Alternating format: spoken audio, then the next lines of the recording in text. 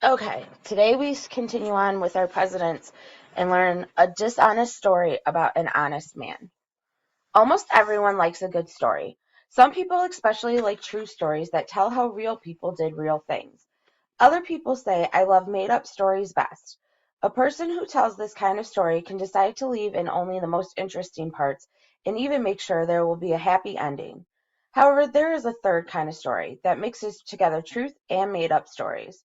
Today's story is an example of this third type of story and is what we call a legend. It is called a dishonest story about an honest man. Honest means truthful or trustworthy. This is going to be a story that's not really true about a man who really was truthful. This story is about George Washington, a real person who acts in the story in an honest way as he often acted in real life. The true part of the story is that George Washington was a real person and he was very honest. The made up part is that he cut down his father's cherry tree. Augustine Washington loved his farm. By the river, he loved the rolling green meadows, in which he raised horses and other animals. He loved the woods. He loved the rich soil that allowed him to grow plants for food on the farm or to sell in town. He loved the fruit trees on his farm that gave him beautiful flowers in spring, delicious fruit through the summer and autumn, and graceful shapes to look at in winter. Augustine especially loved his cherry trees. When his son George was about 5 years old, Augustine said, George, I will teach you which sorts of cherry trees grow best here and how to take care of them so they will grow tall and strong and give delicious fruit. So you can imagine how upset Augustine was to find one day that someone had chopped down one of his prized trees. This particular day he was walking with his foreman, a man who worked for him and helped him run his farm.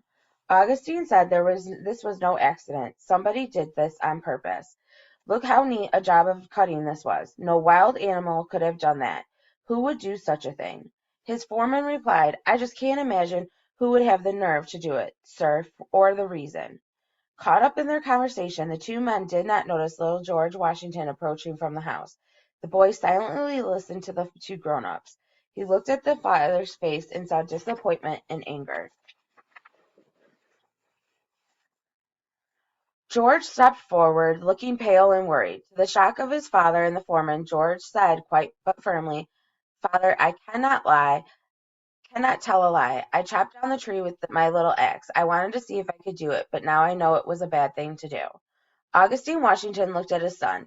He could see from his expression on his face how badly George felt. Meanwhile, the foreman, surprised by the boy's confession, turned back to look at Augustine Washington.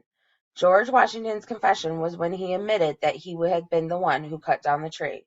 He thought, Mr. Washington sometimes has a very bad temper. Poor George. I hate to think what is about to happen to him. But to his surprise, he heard the father tell his son, it was a bad thing to do, George, and you should be punished for doing it. However, I do so respect you or admire or think well of you for coming forward and telling me the truth, that if you will promise not to do such a thing again, I shall not punish you. I promise, father, said George, and he kept that promise. So you see, even as a young boy, George Washington was honest and took responsibility for his actions. Wouldn't it be wonderful if all of us could be like that? That is the famous legend of George Washington and the cherry tree. It's important to remember that this story about George Washington and the cherry tree is a legend because it is partly true and partly made up. You might ask, was George Washington really an honest man? Actually, he was. After he grew up and became president of the United States, one of the things for which he was most famous was his honesty. What is even more interesting is the real in which people looked up to the real George Washington. Washington was not perfect. He made mistakes as everyone does at times. A few times he made decisions with which his friends disagreed. When that happened, they usually said, we would have chosen differently, but we know he made the choice for a good reason and not just to help himself. Even the King of Great Britain, King George III, admired George Washington. Washington fought against the King of Britain armies for many years and won. That's how the colonies, started by the Pilgrims and others, became the United States, a country free from the rule of the King of Great Britain. After King George lost control of the colonies to the people there, who now thought of themselves as Americans, he expected Washington to make himself king of the new nation. Instead, Washington decided to give up control to the army he led and go home to Mount Vernon, his farm in northern Virginia. When King George heard George Washington's plan, he said, "If he can do that, he is the greatest man in the world." George Washington is often described as first in war, first in peace, and first in the hearts of his countrymen. There are many reasons for that. George Washington was the most important leader in winning the war that freed the American colonies from the control of Great Britain and a king. Washington was one of the most important people involved in setting up the new government and starting the new country in the right direction. He was also the most admired and trusted person in that new country.